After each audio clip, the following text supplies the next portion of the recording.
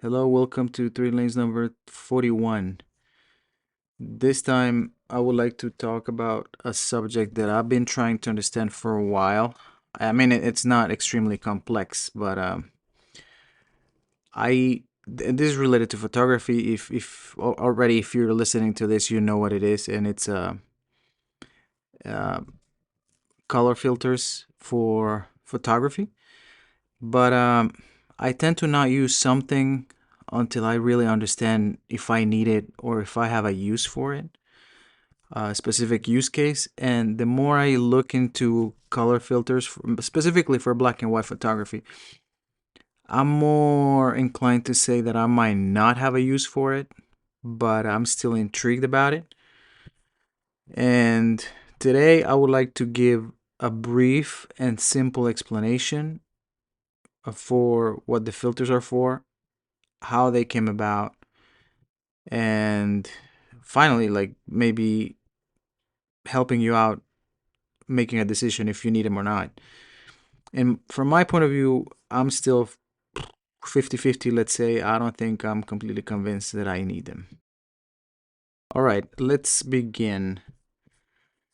I was gonna make a longer episode and it was gonna cover, you know, color filters that even go to color film and cinematic stuff and all that stuff.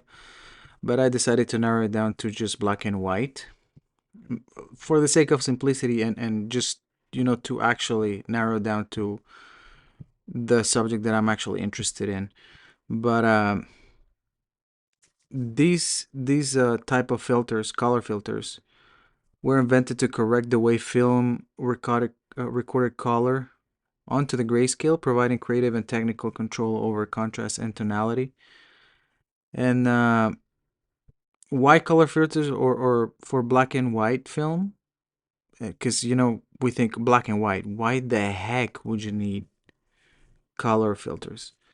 But the early black and white film saw colors differently than the human eye. And these often render blue skies nearly white and red objects very dark. Color filters were introduced to adjust how these tones converted to shades of gray, helping photographers control the contrast and separate nearby colors and add depth to their images in black and white. So the color filters for black and white film have been in use since the late 19th or early 20th centuries. Yellow, orange, red, and green being the predominant ones or the standards early on. And there are companies like Ratton and Wainwright that were later part of Kodak. These commercialized gelatin filters, and these were cataloged by number, and these were done in the early 1900s. These filters became essential photographic tools well before practical color film existed. So the influence that these filters have on photography, specifically black and white photography, is they help you control the contrast. So filters lighten their own color and darken their opposite. Uh, Lighten their own color and darken their opposite. I'm just repeating it just to make it clear. So a yellow filter darkens blue skies, and it would make clouds pop. Orange and red filters would increase this effect for dramatic skies and enhance subject separation. So another attribute could be creative effects. Green filters lighten foliage and can enhance skin in portraits. Blue filters, which are less common, reduce contrast for high key effects.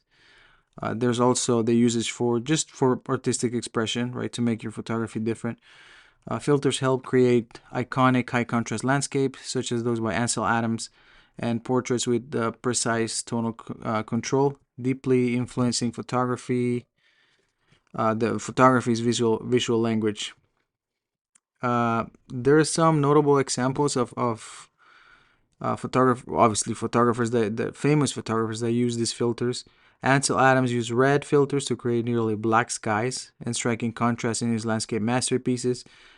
Uh, Edward Weston used yellow and orange filters for tonal separation. And Henri Cartier-Bresson, he did not use filters, and he preferred natural tones, but they were essential for many of his contemporaries, so meaning other people that were photographers at the same time that he was. These filters have been essential. So if we look at the different color of filters, the effect, and the typical use, we can have yellow, orange, red, green, and blue. So let's start with yellow. Yellow darkens skies, improves skin tones, and has a mild contrast boost. It's the typical use is for landscape and everyday photography. Orange can be stronger sky darkening, more separation in scenes, but the typical use is dramatic landscapes in architecture. Red filters, the effect is extreme sky darkening, maximum contrast, fog penetration. Typical use would be bold, dramatic black and white fine art. Green lightens foliage, balances some portraits. It's typical use for nature photos, specific portrait styles. Finally, we have blue. This one reduces the contrast, high key effects, rarely used. And the typical use is experimental atmospheric scenes. So these are still very, very used in black and white photography. I know a lot of people that use them. I don't. I have not. I had the intention, but I never made the effort to purchase one or to rent one or to borrow one. So I really don't know what difference it would make in my photography. But some modern digital era filters that it's worth mentioning are polarizers. I use polarizers all the time, specifically when it's direct sunlight and it's for like car photography, for example. These remain irreplaceable for glare control, and it's impossible to mimic fully in post. That's true. So if you have something that is too shiny, it's really, really difficult to get it to look the same as with a polarizer. The neutral density or ND filter, these enable long exposure motion blur and balanced skies without pushing ISO or HDR bracketing. These are critical for video log capture.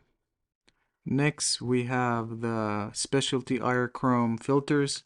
This emulate Kodak Aerochrome film in digital bodies, and this revived the psychedelic palette for landscape artists. So it's kind of like it emulates film, from what I understand. Next, I would like to go into a little more technical conversation, and this one is about the sensitivity that emulsions had before, meaning the chemistry used for the films in the early days was different, and that's what triggered the usage of these color filters. But early black and white photographic processes were defined by their limited spectral sensitivity, which is a technical limitation that fundamentally shaped the look of 19th century photography and later drove the invention and use of color filters.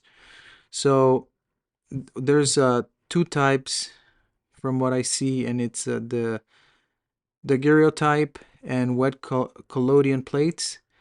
And both the daguerreotype and the wet collodion processes were only sensitive to ultraviolet and blue light.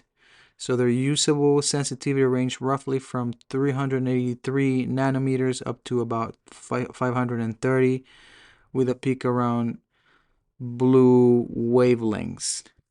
And next, it's as a result, right? The red, yellows, and oranges record as very dark or completely black, while blue and UV reflective surfaces record as pale or white. So if you had something that it was red, yellow, orange, if you had bad luck, maybe you would be completely black, so you won't be able to differentiate anything on the photo. This caused unnatural tonal rendering in portraits where skin often appear ghostly, or in deep shadows it would be, or in deep shadow, like the skin would, like the subject would be completely in the shadow, right? So you wouldn't distinguish any features from the person that you were taking the photo of. Landscapes, light skies, dark foliage, regardless of their true appearance, would look the same, meaning dark. Yellow, orange, and even green objects appear much darker than to the human eye. This contributed to somber or odd tonal qualities in early photographs. The orthochromatic film, this one was around the 1880s, and this film responded to blue and green light, but still did not register red wavelengths at all. So this improved tonality a little bit, but red colors still appear nearly black. And the need for filters remained since scenes were still not faithfully rendered. So, what triggered the inventions for filters? And there was the scientific color theory, Maxwell's experiment. In 1861, James Clerk Maxwell demonstrated color theory. Uh, he used projected images through red, green, and blue filters. This scientific achievement showcased the necessity of understanding color separation and filtering for accurate color reproduction. So, another one was printing for mass media. So, the rise of illustrated print media called for three color separation techniques, and these involve red, green, and blue, cyan, or yellow filters. And as early as the 1860s, accurate reproductions, sorry, this three color separation was required as early as the 1860s. So accurate reproductions depended on filter color separations for lithography. Next, we have artistic and practical needs. Photographers wanted to equalize tones in monochrome portraits and landscape ones. Panchromatic film was available around 1906. Yellow, orange, and red filters were developed to allow better control of contrast, especially for darkening skies and managing skin tones. Finally, military and scientific demands.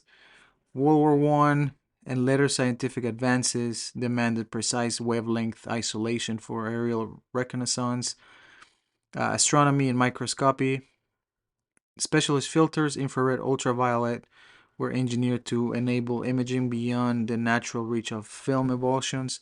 I know this is more than what we wanted to talk about, but I feel like a topic like this, or any topic that I talk about, I really want to give it some background to understand why and where it came from. This always helps me understand why things are done, and why we do things the way we do. This is not a specific product, company, or uh, person that we're talking about in this specific episode, but it's more like a practice in photography. And honestly, it's a topic that not everybody knows about. I know there's a lot of very well versed photographers that they know their gear, that would know and give you a good explanation about this. But to be honest, um, I did not know much about um, color filters, but I wanted to give an explanation that which also helps me understand better the topic. But I'm trying to find out what color filters are more popular in current photography. Let's see what our magic laptop tells us about. But the most popular color filters in black and white film photography are yellow, orange, red, and green. Among them, the yellow filter is probably the most widely used, and it's due to its subtle enhancement of contrast and skin tones. Orange and red filters are favored for dramatic skies and stronger contrast. So if you want to be like, if you want to have more dramatic um, photos, I guess orange and red would be your choice. Green filters see occasional use for landscapes and botanical subjects, but like mentioned before, I guess for everyday life, the yellow filter might be the best bet, and the one that you might want to start with.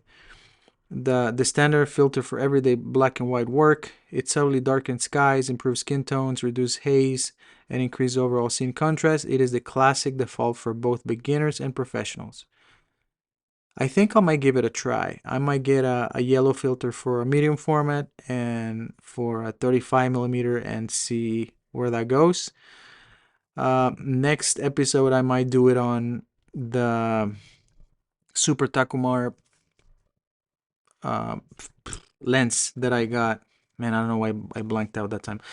But the Super Takumar lens, the 50 millimeter 1.4, that was recommended to me, I think by Ned Burnell. That's his name. He used to be pretty up there for Pentax, and he has an Instagram page. I follow him, and he's great. He answers to all the comments, and he overall a nice guy, in love with photography, which I appreciate. But he recommended that lens not too long ago, after I think I did the episode on the Pentax Spotmatic.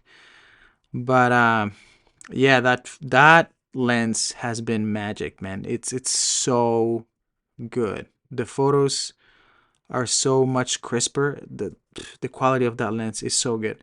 If I get enough information on that lens, that might be one of the next episodes. But until then, thank you for stopping by. I appreciate your time. Thank you for tuning in. For the people on YouTube, I'm sorry we don't have video, but I don't see that changing anytime soon unless it's a necessity. I put it on YouTube just because, it's another outlet where you could live kind of like for free. But yes, again, thank you for listening. I appreciate your time. See you next time.